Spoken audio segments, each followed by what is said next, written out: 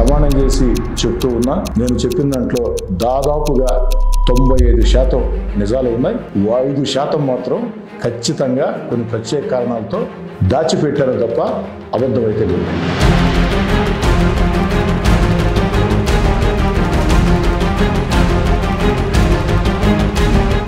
Sir మీరు జగన్మోహన్ రెడ్డిని పెళ్లి చేసుకొని ఇంకొకరితో కాపురం చేస్తానంటే ఎలాగ సార్?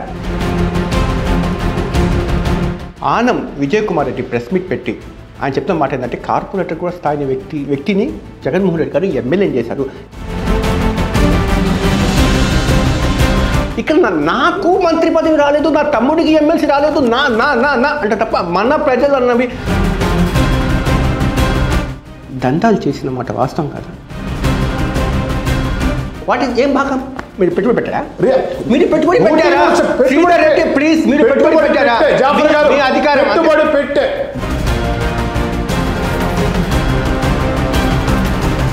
అదే కాదన్న నిజాలు మంత్రి పదవి వస్తే జంపు.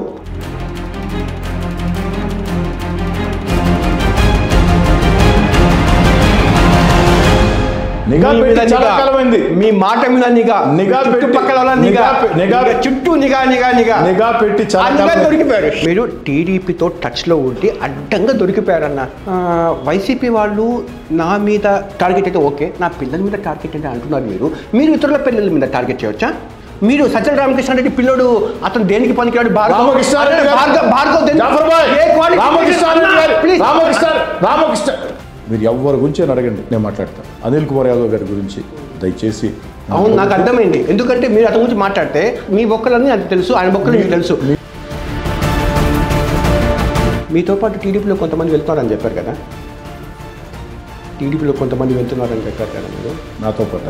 అంటే మీ తర్వాత అదో మీరు ఇందాక చెప్తున్నారు కదా, ఆదల ప్రభాకర్ రెడ్డి ఒకరు, ఆనం రామనారాయణ రెడ్డి ఒకరు.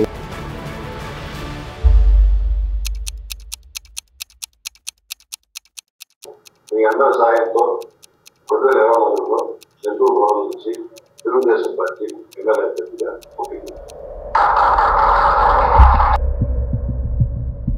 జనవరి 31వ తేదీ కోటమిరెడ్డి శ్రీధర్ రెడ్డి వైసీపీ ఎమ్మెల్యే తాను టీడీపీలోకి వెళ్ళాలనుకుంటున్నట్టుగా ఒక ఆడియో క్లిప్పు లీక్ అయింది. అంతే, రాష్ట్ర వ్యాప్తంగా పెను సంచలనంగా మారింది ఈ వార్త. ఆడియో టేప్ బయటపడడం అధికార పార్టీలో కలకలం రేపుతోంది. శ్రీధర్ రెడ్డి పిచ్చపాటిగా మాట్లాడిన ఆడియోపై ఏపీ వ్యవసాయ శాఖ మంత్రి కాకాని గోవర్ధన్ రెడ్డి తోసిపుచ్చిన కొన్ని గంటల్లోనే శ్రీధర్ రెడ్డి మాట్లాడిన ఆడియో టేప్ సోషల్ మీడియాలో వైరల్ అవుతుంది.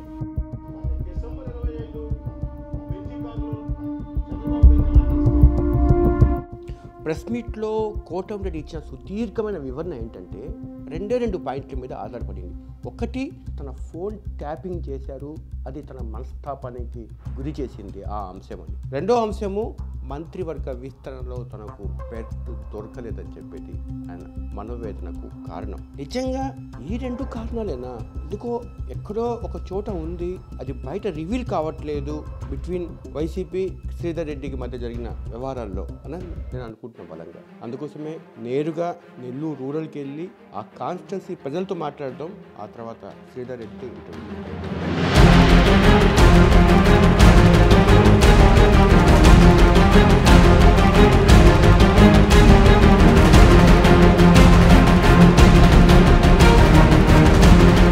జనాలతో మాట్లాడిన తర్వాత నాకు అర్థమైన విషయం ఏంటంటే కోటమిరెడ్డి శ్రీధర్ రెడ్డిని మోటుకోవడం అంత ఈజీ టాస్క్ ఏం కాదు వైసీపీకి. అందుకోసమే కొద్దిసేపటి క్రితము ఒక పెద్ద బల ప్రదర్శన జరిగింది ఆదల ప్రభాకర్ రెడ్డి తాత్కాలిక వైసీపీ ఇన్ఛార్జ్ నేపథ్యంలో. ఎందుకంటే కోటమిరెడ్డి శ్రీధర్ రెడ్డికి నెల్లూరు రూరల్లో అంత బలమైన క్యాడర్ ఉంది.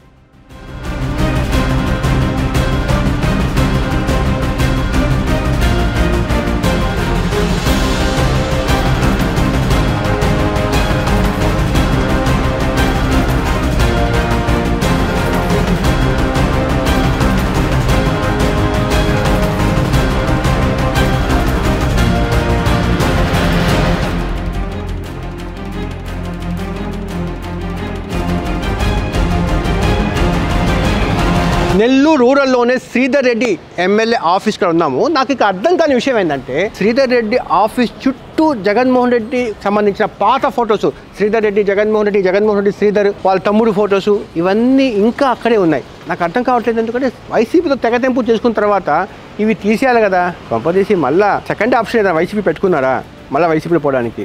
రకరకాల అనుమానాలు కదా. అడదాం పదండి, లోపల ఉన్నారు శ్రీధర్ రెడ్డి. ఓకే,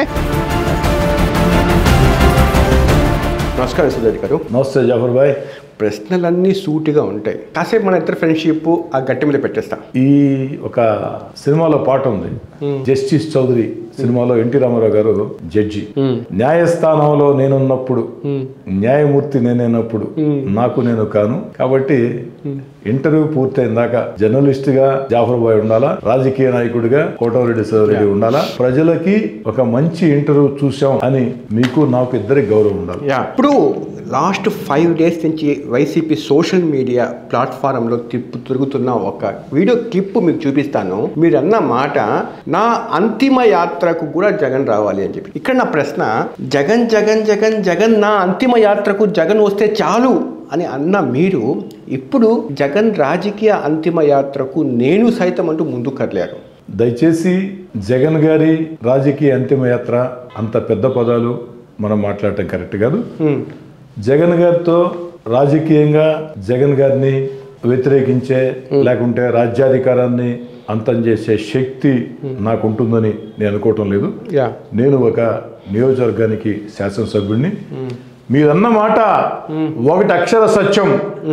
నేను శాసనసభ్యుడిగా జగన్మోహన్ రెడ్డి గారు నేను మరణించినప్పుడు నా అంత్యక్రియలకి ముఖ్యమంత్రి హోదాలో రావాలా అన్న మాట అక్షరాల సత్యం.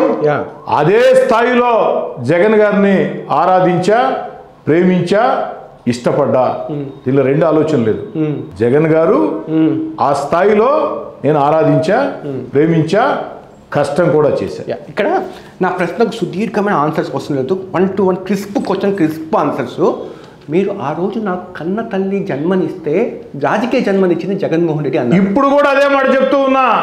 ఇప్పుడు మీరు వైసీపీ వీడడానికి ఒక కరెక్ట్గా 3 రీజన్ చెప్పండి, నేను అర్థం చేసుకుంటా మీరు ఎందుకు వీడారు అనేది. 3 కారణాలు లేవు, 2 కారణాలు. ఒకటి, వైఎస్ఆర్ కాంగ్రెస్ పార్టీలో నేను పదవులు ఆశించిన మాట వాస్తవం. మంత్రి పదవులు అందరికి ఇవ్వాలంటే సాధ్యం కాకపోవచ్చు, ఏదో రకంగా ప్రాధాన్యత ఉండాలనుకున్నా ఆ ప్రాధాన్యత కొరబడింది. అయితే ఆ కారణం మాత్రం కాదు నేను దూరంగా జరిగేదానికి. జగన్ గారంటే ఉండే ప్రేమతో నాకు ప్రాధాన్యత లేకున్నా నేను సర్దుకున్నా. కానీ ఫోన్ ట్యాపింగ్ పేరుతో నన్ను అనుమానించిన తర్వాత ఒక్క క్షణం కూడా ఉండకూడదు, అనుమానించిన చోట ఉండటం పద్ధతి కాదు అని దూరంగా జరగాలని చెప్పని నెల రోజుల ముందు దాకా జాఫర్ గారు మీ ద్వారా అందరికీ చెప్తూ ఉన్నా. నెల ముందు దాకా నాకు ఎలాంటి ఆలోచన లేదు. శ్రీధర్ రెడ్డి గారు ప్లీజ్ నా ప్రశ్నకు స్ట్రైట్ ఆన్సర్ చెప్పండి. ఇది ఊకదంపుడు ఉపన్యాసం కాదు, నాది ఊకదంపుడు కాదు. జాఫర్ గారు 1.5 క్రితం నేను మీతో కలిసినప్పుడు కూడా 1.5 క్రితం నేను మీతో కలిసినప్పుడు కూడా ఇదే రూమ్ లో మీరు ఇక్కడ వైసీపీ గెలవబోతుంది, దానికి జగన్మోహన్ రెడ్డి పథకాలే కారణము, నేను ఇక్కడ మళ్ళీ రాబోతున్నాను కదా. 1.5 జగన్మోహన్ రెడ్డిని పెళ్లి చేసుకొని ఇంకొకరితో కాపురం చేస్తానంటే ఎలాగ సార్?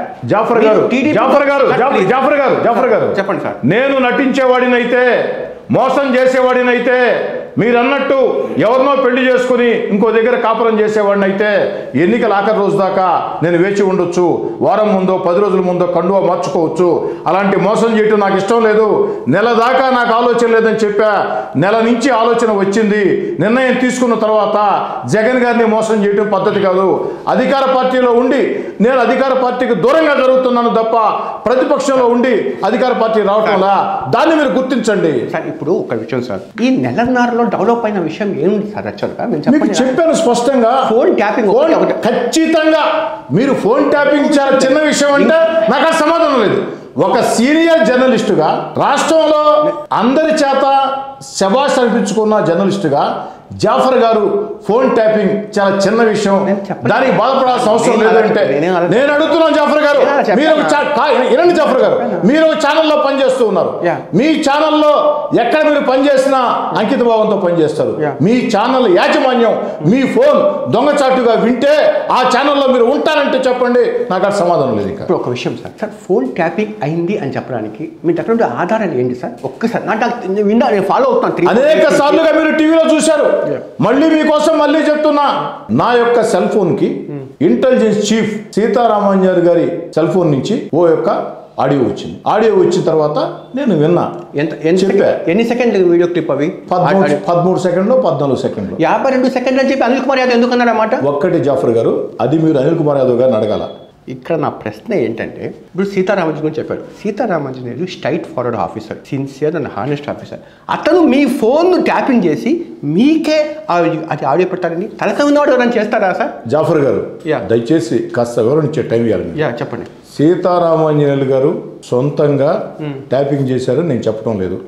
ఓ శాసనసభ్యుడి మీద ట్యాపింగ్ చేయాలంటే దొంగచాటుగా శాసనసభ్యుడి మాటల్ని ఫోన్లో వినాలనుకుంటే ఉన్నత స్థాయి వ్యక్తుల ప్రోద్బలంతో జరిగి ఉంటుంది. నాకు సీతారామాంజనేయులు గారు పంపించి వారు చెప్పిన మాట, అయ్యా ట్యాపింగ్ జరగలేదు, మేమేదో ట్యాప్ చేయలేదు, ఎవరో మాకు పంపించారని చెప్పని వారు చెప్పారంటే అంతకంటే అసత్యం మరొకటి లేదని చెప్పి నాకు తెలుసు. ఒక భయభ్రాంతులు గురి చేసే రీతిలో మీరు మాట్లాడే మాటలు మాకు తెలుస్తున్నాయి, అనుక్షణం మీ మీద నిఘా ఉంది అని తెలిసే రీతిలో 4 నెలల ముందే ఒక అధికారి చెప్పాడు నాకు, జాఫర్ గారు పేరు చెప్పడం బాగుండదు, అతనికి ఇబ్బంది వస్తుంది, మీ ఫోన్ ట్యాపింగ్లో ఉందంటే నేను నమ్మలేదు. కాదు కదా, సీతారామాంజనేయులు గారు పంపించారు. మరి పంపించారు, వారి పేరు బయట చెప్తున్నా. కానీ 4 నెలల ముందే వ్యక్తిగతంగా నాకు అధికారి చెప్పిన మాట, మీ ఫోన్ ట్యాపింగ్లో ఉంది, మీరు జాగ్రత్త. నేను నమ్మలా. ఎందుకు నమ్మలేదంటే అతను ఏదో పని మీద పోయింటాడు సీఎం గారి దగ్గరికి, ఆ పని చేస్తున్నాడు సీఎం గారు ఏదైనా కారణాలతో ఏదో చెప్తున్నాడు అనుకున్నాను తప్ప నా ఫోన్ ఏంది, ట్యాపింగ్ చేసేది ఏంది వైఎస్ఆర్ కాంగ్రెస్ పార్టీ. ఇదే వేరే రాజకీయ పార్టీలు అయి ఉంటే నేను పట్టించుకోను. అంటే ఇక్కడ యాక్షన్ ఏది, రియాక్షన్ ఏది? ఫస్ట్ యాక్షన్ ఏంటి? మీ దగ్గర నుంచి నేను నడిచిన ప్రోగ్రామ్ ఏంటి? నేను టీడీపీలోకి వెళ్ళిపోతున్నాను సార్, ఓన్లీ రీజన్. జాఫర్ గారు దయచేసి చెప్పండి సార్. ఒక్కసారి మీరు ఆ రికార్డులు చూసుకోండి. ఎప్పుడైతే ఈ యొక్క ఫోన్ ట్యాపింగ్ అంశం మీద నేను ప్రస్తుతం మాట్లాడలా, ఆరోగ్య రక్షణ కార్యక్రమాన్ని పెడితే ఆ యొక్క కార్యక్రమానికి ఇంటెలిజెన్స్ అధికారులు వచ్చారు. విలేకరుల సమావేశం ప్రకటించబోతుంటే కార్యక్రమం ఇదే ఛాంబర్లో కూర్చో ఉన్నాం. ప్రెస్ కాన్ఫరెన్స్ 10 నిమిషాల్లో స్టార్ట్ అవుతుంది. ఇంటెలిజెన్స్ అధికారులు అడిగా, ఏమా అధికార పార్టీ ఎమ్మెల్యే నెగ అయింది, ఏదో ఒకరు రావచ్చు ఒకరు ముగ్గురు వచ్చారైంది, అయినా మీరు ఫోన్ ట్యాపింగ్ చేస్తున్నారు కదా, వింటూ ఉన్నారు కదా, వినండి అని చెప్పని తమాషాగా జనాంతికంగా కాస్త అసహనంగా మాట్లాడా. అవతల వెంటనే ప్రెస్ కాన్ఫరెన్స్ స్టార్ట్ అయింది. ఎవరి పాటు కూడా వెళ్ళిపోయారు. మీడియా మిత్రులు కూడా ఆఫ్ ది రికార్డ్ జరిగిన విషయాలు కదా అని ఎవరు దాన్ని వార్త పెట్టాల. ఆ రాత్రి ఒక్క ఛానల్లో వార్త వచ్చింది, దాన్ని ఆధారం చేసుకుని పక్క రోజు వార్త వచ్చింది. ఆ తర్వాత నేను కూడా అప్పటికి మీకు చెప్పాము నిర్ణయం తీసుకున్నానని చెప్పని ఆ పార్టీ నాయకుల కార్యకర్తలతో అందరితో కూర్చోబెట్టి మాట్లాడుతూ ఇదంతా జరిగిన తర్వాతే నాయకులు కార్యకర్తలు మాట అడిగారు. నెక్స్ట్ మన ఆలోచన ఏమిటన్నా అని చెప్పని. ఆలోచన ఏమిటంటే తెలుగుదేశం పార్టీలో పోటీ చేయాలని ఆలోచన ఉందా అని చెప్పిన మాట వస్తుంది. ఇక్కడ కొన్ని ప్రశ్నలు వస్తున్నాయి. ఏంటంటే ఆనం విజయ్ కుమార్ రెడ్డి ప్రెస్ మీట్ పెట్టి ఆయన చెప్తున్న మాట ఏంటంటే కార్పొరేటర్ కూడా స్థాయి వ్యక్తిని జగన్మోహన్ రెడ్డి గారు ఎమ్మెల్యేని చేశారు. జగన్మోహన్ రెడ్డి గారు అతను ఏం తక్కువ చేశారు? ఆయన జర్నలిస్టులను కొట్టాడు, దోలేంద్ర ప్రసాద్ని కొట్టాడు, సిరాజ్ని రహీంని కొట్టాడు, ఇంకోని కొట్టాడు. ఆయన కూడా చిన్న యాక్షన్ కూడా తీసుకోలేదు. అది చాలదా అతన్ని మేము వెనకేసుకొచ్చానని చెప్పి రియల్ ఎస్టేట్ సంబంధించి దందాలు చేశాడు, అది చాలదా మేము వెనకేసుకొచ్చాను సురేంద్రెడ్డికి అని చెప్పి విజయ్ కుమార్ రెడ్డి అంటున్నాడు. 2 విషయాలు ఉన్నాయి. చెప్పండి. పార్టీకి దూరంగా జరిగిన తర్వాత చాలా మాట్లాడతారు. ఇది వాస్తవాలు కావాలంటారా? సమాధానం చెప్పనండి జాఫర్ గారు. ప్రశ్నలే మీరే టీవీలో కనపడాలంటే ఆ వాదన వినాలి కదా. ఇప్పుడు ఒక పార్టీని దూరం జరిగిన తర్వాత చాలా మాటలు చెప్తారు. అదే రీతిలో చెప్తూ ఉన్నారు. జాఫర్ గారు కాసేపు ఒక్క నిమిషం నెల్లూరు వాసిగా రండి, కాస్త జాఫర్ జర్నలిస్ట్గా వద్దు, నాకు కార్పొరేటర్ స్థాయి ఉందా లేదా, ఎమ్మెల్యే స్థాయి ఉందా లేదా, మరో స్థాయి ఉందా లేదా మీకు తెలియదేం కాదు. నేను ఇంకో విషయం చెప్పా మీకు లాస్ట్ టైం వచ్చినప్పుడు, ఈ జిల్లాలో వైసీపీ ఖచ్చితంగా గెలిచే స్థానం మీద ఉందంటే నెల్లూరు రూరల్ అని చెప్పాను. మీకు గుర్తుందా? మీకు గుర్తుంది. ఎందుకంటే మీకు అక్కడ పార్టీలు పక్కన పెడితే కోటమిరెడ్డి శ్రీధర్ రెడ్డికి ఉండే ఫాలోయింగ్ అలాంటిది. కానీ కోటమిరెడ్డి శ్రీధర్ రెడ్డి పార్టీని ఎగ్జిట్ అయ్యేటప్పుడు చెప్తున్న రీజను దానికి లాజిక్కి నిలబడుతుందా అన్నది. ఇక్కడ నాకు మంత్రి పదవి రాలేదు, నా తమ్ముడికి ఎమ్మెల్సీ రాలేదు, నా నా నా నా అంటే తప్ప మన ప్రజలు అన్నవి ఇది నేను హామీ ఇచ్చాను. ఇక్కడ జగన్మోహన్ రెడ్డి తప్పాడు, అందుకోసం ప్రజల కోసం నేను ఈ నిర్ణయం తీసుకున్నాను చెప్పట్లేదు. జాఫర్ గారు చెప్పాలనుకుంటే ఏమైనా చెప్పొచ్చు. మీరు చెప్పినట్టు నాకు అనేక సమస్యలు ఉన్నాయి, ఈ సమస్యల పరిష్కారం కావటం లేదు, అందుకే దూరంగా జరుగుతున్నా, ప్రజల కోసం చేస్తున్నా, ఇవన్నీ చెప్పొచ్చు. లాజిక్ల కోసం వెతుక్కొని లాజిక్ మాట్లాడటం నాకు ఇష్టం లే. నా మనసు విరిగింది. అంటే మీకు మనసా వాచా కర్మ నేను నమ్మినటువంటి వైఎస్ఆర్ కాంగ్రెస్ పార్టీలో నన్ను అనుమానించారు, ఉండకూడదు అనుకున్నా. మిగతా ఎన్ని సెకండరీ థర్డరీ. సార్ మీకు గర్వం అనొచ్చు, ఏమనొచ్చు తెలియదు. మీకు ధీమా ఏంటంటే మీరు ఒక ప్లాంట్గా ఇక్కడ ప్రతిపక్షం లేకుండా చేసుకున్నారు ఇక్కడ ఈ కాన్స్టిట్యున్సీలో. ఏ సర్వేలు కూడా ఆ శ్రీధర్ రెడ్డి గెలుస్తాడు అన్న అభిప్రాయం వచ్చింది. ఆ రైట్ టైంలో ఇప్పుడు జంప్ అయిపోయారు. ఇప్పుడు చూసారా, మీరు ఉన్నంతకాలం ఇక్కడ టీడీపీ నుంచి ఎవరు చెప్పండి నాకు అసలు. ఇందాక మీరు ఏం చెప్పారు, స్టార్టింగ్ ఏం చెప్పారు? గెలిచే స్థానాల్లో ఒకటేం చెప్పారు, మాట కూడా చెప్పారు. జిల్లాలో ఖచ్చితంగా ఒకటే నెల ముందు మనం మాట్లాడుకున్నాం. నెలన్నర జిల్లాలో ఒకటే గెలిస్తే ఆ ఒకటో స్థానము శ్రీధర్ రెడ్డి అని చెప్పారు. మీరు చెప్పారు కదా. అవును, 1.5 నెల ముందు. కానీ అదే జనాలకి ఈ రోజు మీరు చెప్పే రీజన్ ని యాక్సెప్ట్ చేస్తారా? అదే శ్రీధర్ రెడ్డి గారు నాకు వచ్చింది ఏంటంటే అదే జనాలు మీరు యాక్సెప్ట్ చేస్తారా? యాక్సెప్ట్ చేస్తారా లేదా ప్రజల ఇష్టం. ప్రజల యాక్సెప్టెన్సీ కోసం, ప్రజల ఆమోదం కోసం ఉన్నవి లేనివి చెప్పడం నాకు ఇష్టం లేదు. జరిగిన కారణం చెప్పా.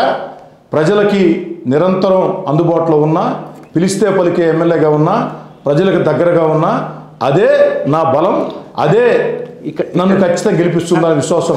మీరు దందాలు చేసిన మాట వాస్తవం కదా? పచ్చి అబద్ధం. రియల్ ఎస్టేట్ ఎవ్వరు ఏ వ్యాపారం. దందాలు వేరు జాఫర్ గారు, దందాలు వేరు, రియల్ ఎస్టేట్ వేరు. నేను మీకు సూటిగా చెప్తూ ఉన్నా జాఫర్ గారు, మా తండ్రి ఆస్తుల్ని నమ్మా, అప్పులు అయిపోయిండా, రాజకీయాల్లో ప్రజాసేవలో ఆస్తులు మొత్తం మోంగుట్టుకున్నా, ఈ భాషనే మాట్లాడటంలా.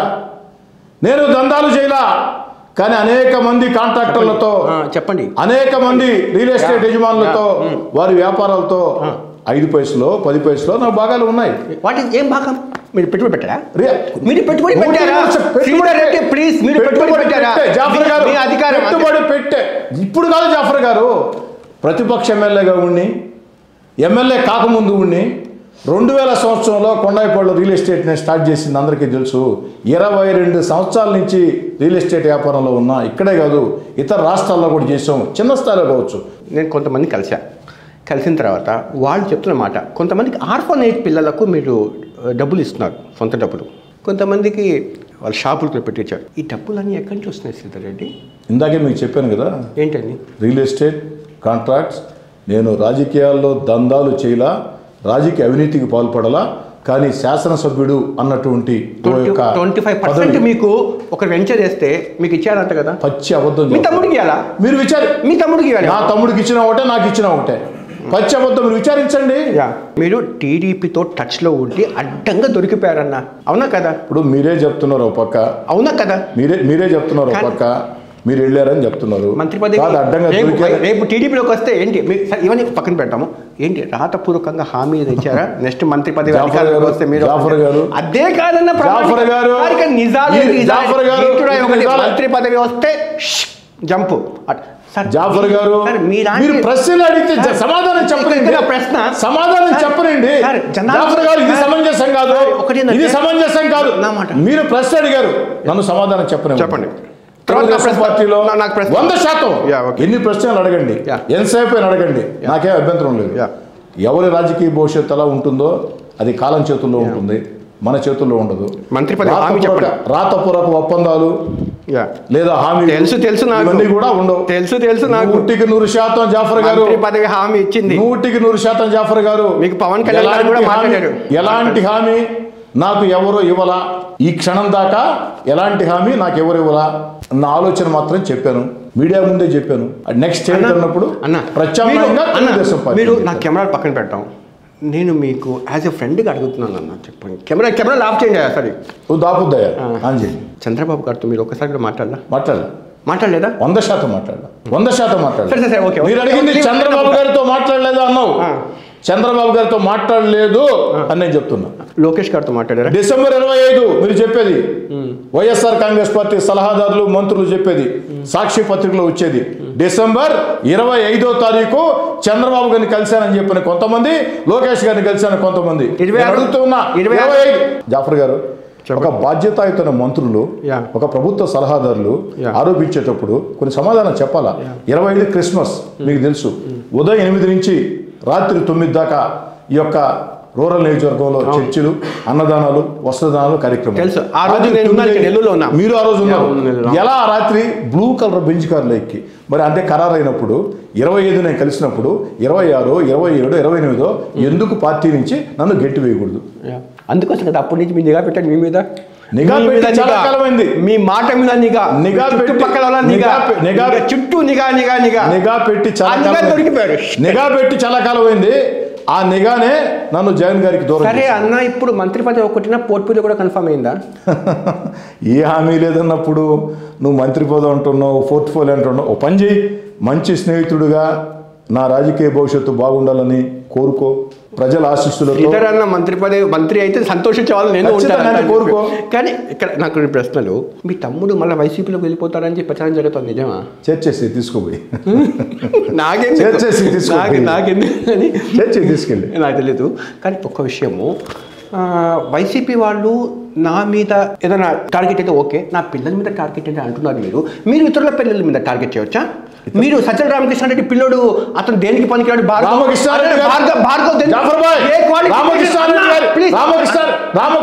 రామకృష్ణారెడ్డి గారి కుమారుడు భార్గవ రెడ్డి గారిని వారి కుమారుడిగా టార్గెట్ నేను చేయాల. Social media incharge Bhargava Reddy గారు సోషల్ మీడియా ఇన్ఛార్జ్ గా ఉండి నా మీద పోస్టింగ్లు పెట్టిస్తూ ఉంటే నేను మాట్లాడా. భార్గవ రెడ్డి గారికి రాజకీయాలతో సంబంధం లేకుండా ఉంటే నేను మాట్లాడే ప్రశ్న మీరు సజ్జల రామకృష్ణారెడ్డి గారి ఇతర కుటుంబ సభ్యుల గురించి నేను మాట్లాడటం.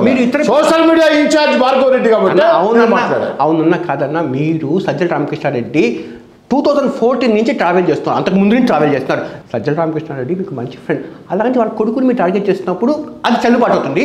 మీ పిల్లల్ని ఎవరైనా టార్గెట్ చేస్తే మా పిల్లల్ని టార్గెట్, నా పిల్లలు రాజకీయాల్లో లేరండి, వాళ్ళ పిల్లలు కూడా సోషల్ మీడియా ఇన్ఛార్జ్ అండి. అన్న మనకు ఒక న్యాయం, వేరే వాళ్ళకి ఒక న్యాయం. జాఫర్ భాయ్ ఒకటి మాట్లాడితే నాకు సమాధానం లేదు.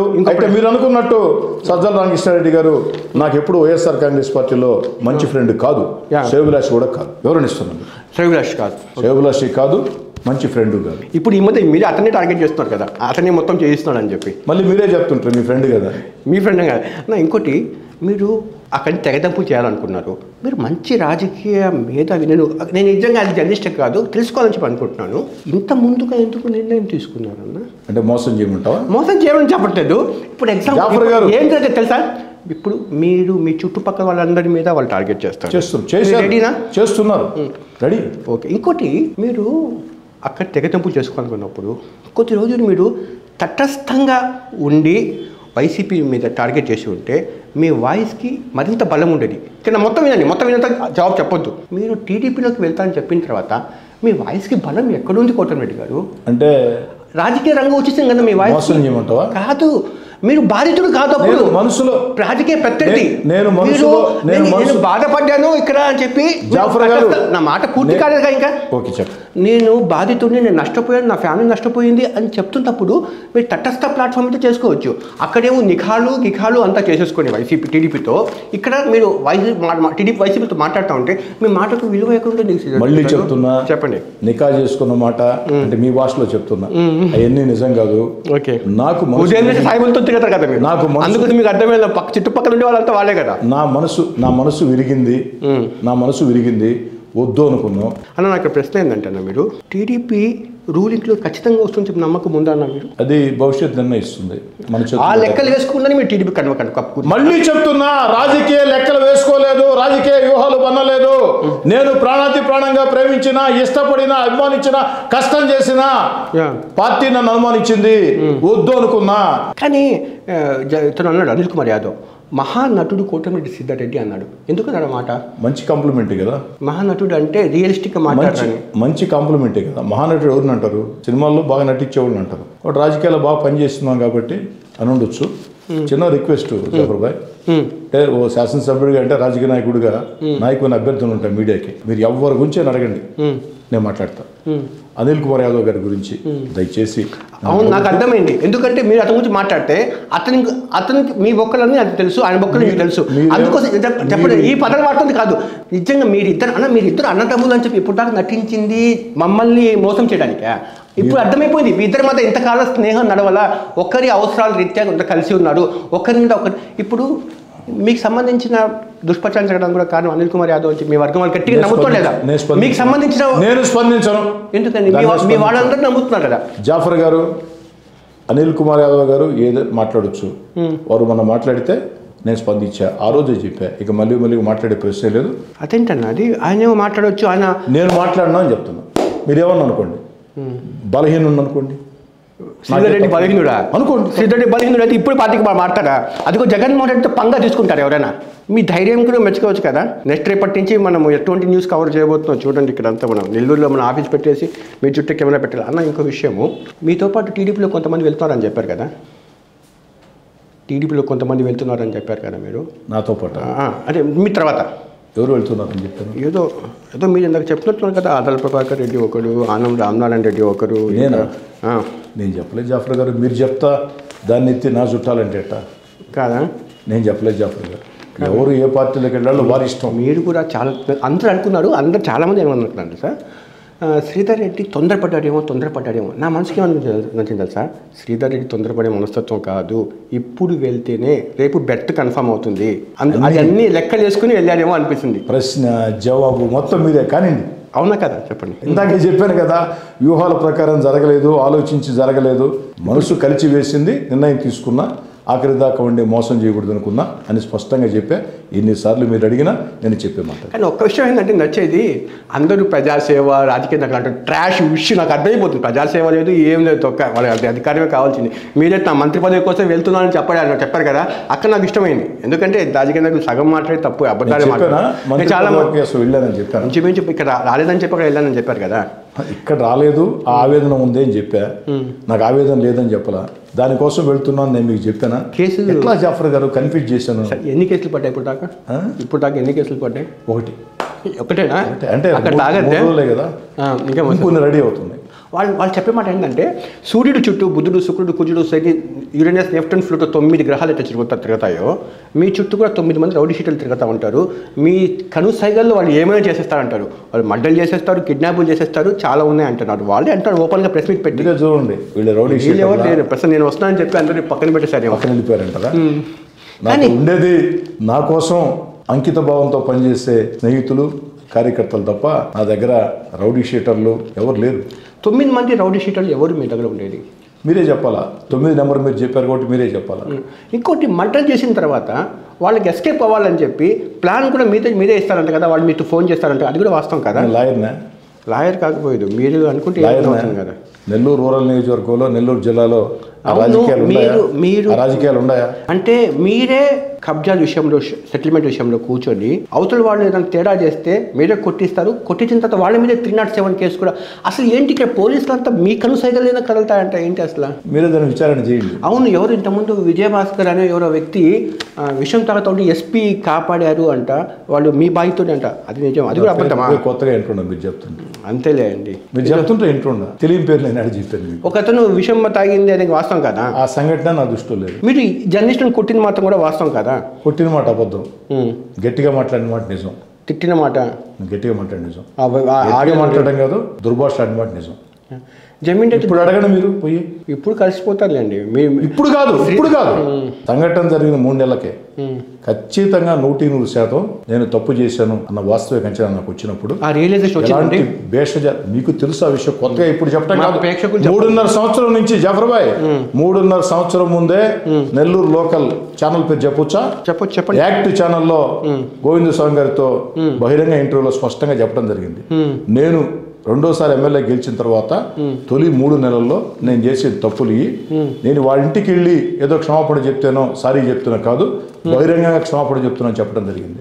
అలా జరిగినప్పుడు దురదృష్టం, ఫయాజ్ నా చిన్ననాటి స్నేహితుడు, చాలా దగ్గర, మా ఇద్దరి మధ్యలో జరిగిన మాట వాస్తవం. ఆ తర్వాత మేము మళ్ళీ మంచి మిత్రులు అయిపోయినాం. ఇంకో మీరు చెప్పినట్టు అదేదో కేసులు అన్నారు కదా, ఆ కేసులన్నీ ప్రభుత్వాలు ఇలా కోర్టులే కొట్టేసింది. అవును, ఒక లేడీ ఉమెన్ యాక్టివిస్ట్ కూడా మీరు ముఖ్యంగా టీడీపీ కార్యకర్తల మీద 307 కేసులు పెట్టించారు కదా, వాళ్ళు సహకరిస్తారు. ఇప్పుడు మీరు టీడీపీలోకి వెళ్తే ఎట్లా జాఫర్ భాయ్? వాస్తవం కదా, మా నాయకులు కార్యకర్తలు లేదా ప్రత్యర్థి పార్టీ నాయకులు కార్యకర్తలు కొన్ని ఘర్షణలు పడతారు, కేసులు పెట్టుకుంటారు, మా వాళ్ళ మీద వాళ్ళు పెడతారు, వాళ్ళ మీద మేము పెడతాము.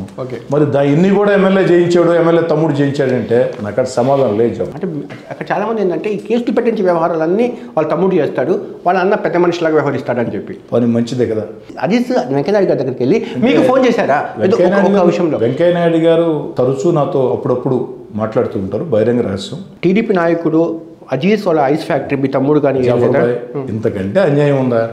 ఇప్పుడు పత్రికల్లో వేలం వచ్చింది, వేలంలో అనేక మంది పాడుకుంటారు. దాన్ని కూడా ఎమ్మెల్యే లాక్కున్నాడంటే ఎట్టా జవహర్ భాయ్? మీరే న్యాయం చెప్పండి. తిరుమల నాయుడు అనే వ్యక్తి ఒక నాయకుడు, టీడీపీ నాయకుడు, అతని మీద కేసులు పెట్టారు. విద్యార్థి నాయకుడు కేసులు ఎక్కడ పెట్టారు? అతని మీద దాడి జరిగింది. ఆ దాడి చేసింది మా వాళ్ళే. నేను చేయించలా. మీరు అన్నారంటే కదా టీడీపీ నాయకులు 30 మంది, వైసీపీ నాయకులు 30 మంది టీడీపీ నాయకులతో టచ్లో ఉన్నారు లోకేష్తో అని అన్నారంట. ఎవరు ఆ 30 మంది? వైసీపీ నాయకులు 30 మంది. నేను చెప్పాను ఎమ్మెల్యేలు. నేను ఎక్కడ చెప్పలేదు. అన్అఫీషియల్ గా ఆఫ్ ది రికార్డు చెప్పాలా, ఆన్ ది రికార్డు చెప్పాలా, రెండు చెప్పాలి. ఆఫ్ చెప్పాలా, ఆన్ చెప్పాలా. మీకు సరైన సమాచారం ఉండట్లేదు. అంటే ఇంకోటి విషయం ఏంటంటే మీలాగా చాలా మందికి జగన్మోహన్ రెడ్డి గారి పాలన పట్ల, వైఖరి పట్ల అసంతృప్తి, అసహనం ఉంది. కానీ మీలాగా పార్టీ మారలేదా? ఎందుకంటారు వాళ్ళు కొంతమంది? అది వారు చెప్పాలి. అంటే వాళ్ళ విషయం ఏంటంటే వైసీపీని దొక్కుకోవాలంటే జగన్ మనుషులుగానే కాకుండా ముఖ్యంగా జగన్ మనసులో ఉన్న పెద్దిరెడ్డి రామచంద్రారెడ్డి, విజయసాయి రెడ్డి వాళ్ళ మనుషులుగా కూడా ముద్రపడాల్సిన అవసరం ఉంది అని అంటున్నారు కొంతమంది. ఆ వాదనతో మీరు కూడా ఏకీభవిస్తారా? నాకు తెలియదు. ఎందుకు తెలియదండి? మొన్నట అదే పార్టీలో ఉన్నారు కదండి మీరు. నాకు తెలియదు. మీకు అన్యాయం జరిగింది ఎందుకు? మీరు ఈ ఇన్ఛార్జీలతో, ఈ కోఆర్డినేటర్లతో మీరు ఉంటారా? దగ్గరగా ఉంటారా? అంత ఉంటుందా వాళ్ళ పెత్తనం? కోఆర్డినేటర్ల పెత్తనం, సలహాదారుల పెత్తనము. జగన్మోహన్ రెడ్డి గారిది పూర్తి స్థాయిలో ఆధిపత్యం ఉంటుంది. అదే స్థాయిలో కోఆర్డినేటర్ స్థాయిలో, సలహాదారుల స్థాయిలో వాళ్ళ యొక్క ప్రాముఖ్యత వరకు ఉంటుంది. అది తప్పు కూడా లేదు. కొంతమంది ఈ కోఆర్డినేటర్ వ్యవస్థ వల్ల మనకు అన్యాయం జరుగుతుంది, జగన్ మంచివాడే అన్న అభిప్రాయం ఉంది కదా, దానికి ఏమంటారు మీరు? కోఆర్డినేటర్ వ్యవస్థ వల్ల అన్యాయం జరుగుతుంది అన్న మాట నేను ఇప్పుడు చెప్పడం సమంజసం కాదు. వైఎస్ఆర్ కాంగ్రెస్ పార్టీకి దూరంగా జరిగే ఆ పార్టీ అంతర్గత విషయాలు ఆ పార్టీ వాళ్ళతో మాట్లాడారు. సార్ ఇప్పుడు ఏంటి సార్, ఇప్పుడు మీరు చంద్రబాబు నాయుడిని కలవలేదు అంటున్నారు, December 25th పెద్ద ట్రాష్ అంటున్నారు, లోకేష్ని కలవలేదు అంటున్నారు. ఏ హామీ లేకుండానే మీరు వైసీపీని విడాలని చెప్పి అనుకున్నారా? ఖచ్చితంగా కలుస్తా. ఒకవేళ జనసేనతో పొత్తుకుని ఖచ్చితంగా కలుస్తా. దాంట్లో ఎలాంటి అనుమానంలా. చంద్రబాబు నాయుడు గారిని, లోకేష్ గారిని ఖచ్చితంగా కలుస్తా భవిష్యత్తులో. పాదయాత్ర దాంట్లో ఎలాంటి అనుమానం. లోకేష్ పాదయాత్ర భవిష్యత్తులో ఖచ్చితంగా కలుస్తానని చెప్పా. ఎప్పుడు, ఎక్కడ కలుస్తానో, ఎలా కలుస్తానో అది ఏదైనా బహిరంగమే ఉంటుంది కానీ చీకట్లో మాత్రం ఉండదు. ఒకవేళ జనసేనతో జరిగిన పొత్తులో భాగంగా నెల్లూరు రూరల్ వెళ్ళిపోతాయి. ఎందుకంటే ప్రజారాజ్యం పార్టీ ఉన్నప్పుడు కూడా నెల్లూరు రూరల్ అడిగారు కదా, వాళ్ళు తీసుకున్నారు కదా. ఊహాజనిత ప్రశ్న. ఒకవేళ అనుకుందాము, హైపోథెటికల్ క్వశ్చన్ ఇది, జనసేనకి ఇచ్చాడు అనుకోండి, మీరు జనసేనకి వెళ్ళిపోతారా? ఊహాజనిత ప్రశ్న. ఆ ఊహాజనిత ప్రశ్నలకి ఇప్పుడు సమాధానం చెప్పడం. టీడీపీ మీద మీకు పట్టు రాకుండానే మీరు ఊహాజనితం ఎలా చెప్తున్నారు ఎమ్మెల్యే గారు? నేనేం అడిగాను? తెలుగుదేశం పార్టీలో నా టికెట్ ఖాయం అని మీకేమో నేను చెప్పానా? నేను చెప్పలేదే. నా కోరిక చెప్పా. వైఎస్ఆర్ కాంగ్రెస్ పార్టీకి ప్రత్యామ్నాయం తెలుగుదేశంగా నా కోరిక అని చెప్పా. నిర్ణయం చంద్రబాబు గారి ఇష్టం అని చెప్పా. భవిష్యత్తులో జరగబోయేదానికి మనం చేయాల్సిన ఇంటర్వ్యూలు చాలా ఉన్నాయి, అప్పుడు మాట్లాడుకుందాం. సెలవు.